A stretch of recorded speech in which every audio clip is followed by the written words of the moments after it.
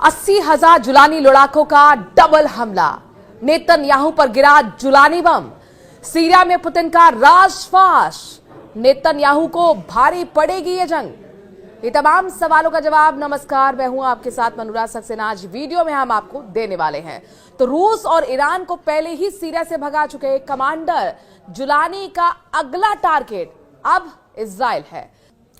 दमिश्क पर कब्जा कर चुके जुलानी ने अपने कमांडर्स को इजराइल फतेह करने का फरमान जारी कर दिया है। इसीलिए बड़ा सवाल यह है कि क्या सीरिया में घुसकर इजराइल ने बहुत बड़ी गलती कर दी है।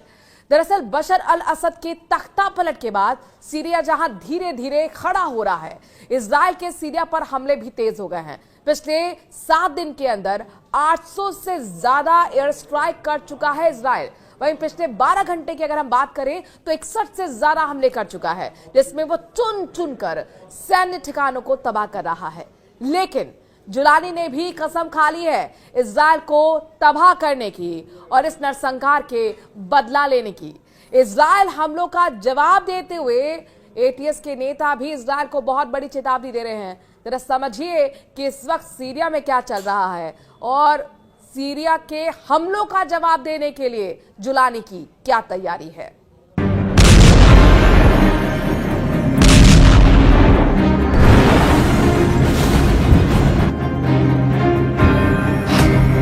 कमांडर जुलानी इजराइल पर बरसाएगा बम। कमांडर जुलानी का सीरिया मिशन पूरा हो चुका है। दमिश्क के चप्पे चप्पे पर जुलानी के लड़ाकों का कब्जा है, लेकिन दमिश्क से मात्र 10 किलोमीटर दूर ही देखिए इजराइल क्या कर रहा है। धमाके का पहला वीडियो, धमाके का दूसरा वीडियो, धमाके का तीसरा वीडियो, धमाके का चौथा वीडियो,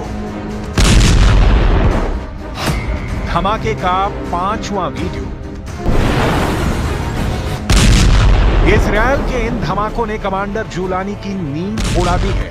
इसीलिए अब जुलानी ने बड़ा फैसला कर लिया है। फैसला इजरायली सेना के आगे झुकना नहीं, बल्कि उसे झुकाना है। सीरिया की 1 इंच पर भी इजराइल का कब्जा जुलानी को मंजूर नहीं है।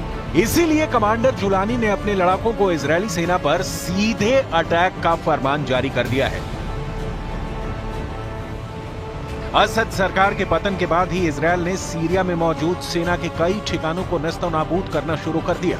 ये कब तक चलेगा, ये दुनिया के किसी भी देश को नहीं मालूम, लेकिन अब ये साफ होने लगा है कि इजराइल के हमले से युद्ध और भड़क सकता है, क्योंकि कमांडर जुलानी को सीरिया में इजराइल की उपस्थिति कांटे की तरह चुभ रही है। इसीलिए जुलानी ने फरमान जारी किया है कि इजरायली सेना जहां भी दिखे उस पर हमला करो। जुलानी के हौसले बुलंद हैं। जुलानी असद का 54 साल का साम्राज्य खत्म कर चुका है। जुलानी की नजर इजराइल पर भी टेढ़ी हो चुकी है। कमांडर जुलानी ने इजराइल को इशारों में समझाना भी शुरू कर दिया है। जुलानी ने मीडिया से बात करते हुए कहा कि सीरिया पर जिसने भी हमला किया उसके मंसूबे आज तक सफल नहीं हुए और अब भी ऐसा ही होगा। وما من إمبراطورية غازية غزت أرض الشام إلا خرجت منها وسحقت إمبراطوريته. المغول دخلوا إلى الشام وخرجوا منها، انتهت إمبراطورية. إمبراطورية فارسية كانوا في الشام، عندما خرجوا منها انتهت إمبراطورية. الروم عندما دخلوا وخرجوا انتهت إمبراطورية. أيضا الاحتلال الفرنسي 1920 كان عنده إمبراطورية واسعة وفي أمصار متعددة، كان يحتل دول متعددة. لما خرج من الشام انتهت إمبراطورية. حتى الخلافة العثمانية كانت سلطنة، لما دخلت إلى الشام أصبحت خلافة، ولما خرجت منها عادت دولة। खूनी हमले बर्दाश्त नहीं। जुलानी सीरिया पर एक छत्र राज चाहता है। उसे ना तो विद्रोहियों की डिस्टर्बेंस पसंद है और ना ही पड़ोसी मुल्कों की। जुलानी असद सरकार की हर निशानी को उखाड़ फेंकना चाहता है। सिर्फ इजरायल ही नहीं, जुलानी के खूनी अतिक्रमण से सालों से सीरिया में काबिज रूस को भागना पड़ा। रूसी सेना की सीरिया से वापसी शुरू हो चुकी है। हर गुजरते दिन के साथ सीरिया से रूस की मौजूदगी धीरे धीरे कम हो रही है। सीरिया से आए इन ताजा सैटेलाइट तस्वीरों को देखिए, जिसे institute for the study of war यानी ISW के एक्स हैंडल से जारी किया गया है। 13 दिसंबर को सैटेलाइट कैमरे ने सीरिया में मौजूद रूस के सैन्य अड्डों की तस्वीरें ली। लताकिया के खमीमिम एयरबेस और टार्टस नेवल बेस की तस्वीरों में साफ साफ दिख रहा है कि रूस सीरिया छोड़कर भाग रहा है। पुतिन के हार की पहली तस्वीर। इस सैटेलाइट तस्वीर में 2 AN-124 ट्रांसपोर्ट एयरक्राफ्ट दिख रहे हैं। दोनों प्लेन्स के आसपास गाड़ियां मौजूद हैं। कार्गो का सामान लोड किया जा रहा है। विमान उड़ने की तैयारी में है। पुतिन के हार का दूसरा सबूत।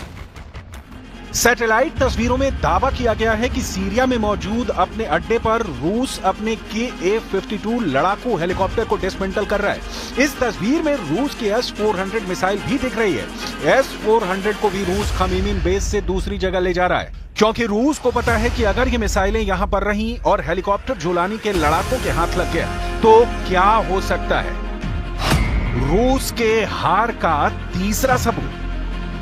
लताकिया के नजदीक ही रूस का टार्टस बेस मौजूद है, जहां से रूस अपने विरोधियों को आंखें दिखाता था। इसके पीछे टार्टस बेस की भौगोलिक स्थिति है, लेकिन असद सरकार के पतन के साथ ही रूस ने यहां से भी अपने युद्धपोत और पनडुब्बी निकाल लिए।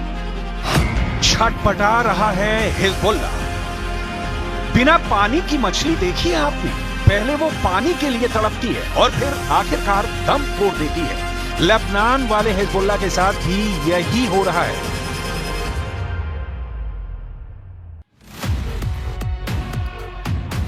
सीरिया में बशर अल असद की सत्ता का पतन होने के बाद हिजबुल्ला की मेन सप्लाई लाइन कट गई है।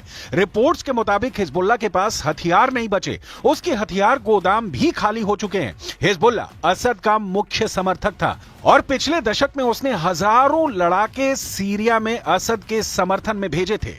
दशकों तक हिजबुल्ला ईरान से हथियारों के लिए एक माध्यम के रूप में सीरिया पर निर्भर रहा है। Hezbollah chief Naim Qassem Jolani के आगे गिड़गिड़ा रहा है ताकि ईरान से सीरिया के रास्ते आने वाले उसके हथियार की सप्लाई लाइन फिर से शुरू हो जाए। من حق الشعب السوري أن يختار قيادته وحكمه ودستوره ومستقبله، ونتمنى أن يتوفق لخيارات لا يتحكم بها أحد من الدول الأخرى التي لها أطماع في سوريا والتي تريد أن تخدم العدو الإسرائيلي। हथियारों की सप्लाई लाइन कटने से हिजबुल्ला तो छटपटा ही रहा है, उसका आका ईरान भी परेशान है। अभी कल ही की तो बात है जब ईरान के सर्वोच्च नेता अयतुल्लाह अली खामनेई ने कहा था कि सीरिया में बशर अल असद सरकार का पतन सहित वहां का हालिया घटनाक्रम अमेरिका और इजरायल की ज्वाइंट प्लानिंग का हिस्सा है। ईरान को सीरिया की बशर अल असद की सरकार का बड़ा पार्टनर माना जाता था। ईरान सीरिया को लड़ने के लिए हथियार, सैन्य साजो सामान और सेना को ट्रेनिंग देकर असद की मदद करता था। सीरिया में असद सरकार का पतन ईरान के लिए किसी बड़े झटके से कम नहीं। इस बीच सीरिया में भी जुलानी के लिए हालात लगातार बिगड़ते जा रहे हैं। सीरिया में 10 जुलानी अखबारों में, टीवी पर, मोबाइल पर, दमिश्क पर कब्जे के बाद अब तक आप हजारों बार कमांडर जुलानी का चेहरा देख चुके होंगे।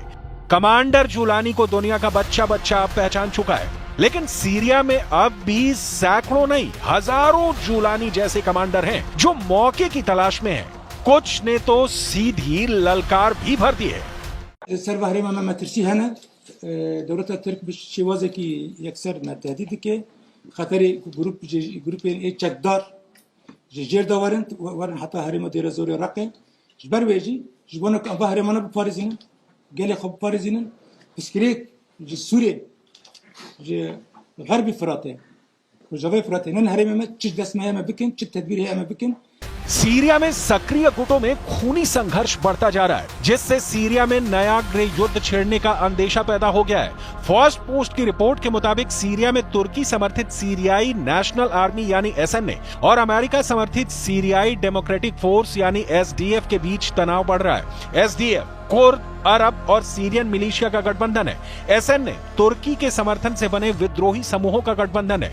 तुर्की और अमेरिका समर्थित गुटों के अलावा भी कई गुट सीरिया में संघर्ष कर रहे हैं, जिससे स्थिति बेहद ही बिगड़ चुकी है। सुपर पावर अमेरिका सीरिया के मौजूदा हालात को लेकर बहुत गंभीर है। अमेरिका की विदेश मंत्री एंटनी ब्लिंकन कई देशों का दौरा कर रहे हैं। अपने दौरे के पहले पड़ाव पर ब्लिंकन तुर्की पहुंचे। यहां उन्होंने पहले तुर्की के विदेश मंत्री से मुलाकात की, फिर राष्ट्रपति एर्दोआन से मिले।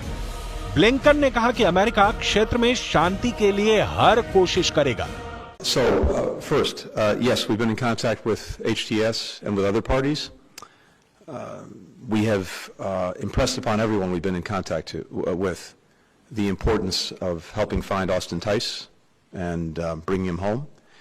And we've also shared the principles that I just laid out for our ongoing support, principles, again, that have now been adopted by countries throughout the region and well beyond. And we've communicated those. Israeli सैनिकों ने पिछले हफ्ते में Golan Heights पर Israeli और सीरियाई सेनाओं को अलग करने वाले संयुक्त राष्ट्र बफर जोन में एंट्री की थी। इजरायल के इस कदम पर संयुक्त राष्ट्र ने कहा कि यह कदम 1974 के युद्ध विराम समझौते का उल्लंघन है। लेकिन इजरायली पीएम ने कहा कि असद सरकार के गिरने के बाद इस समझौते को इजरायल ने खत्म कर दिया है, यानी सीरिया में युद्ध का भड़कना तय है।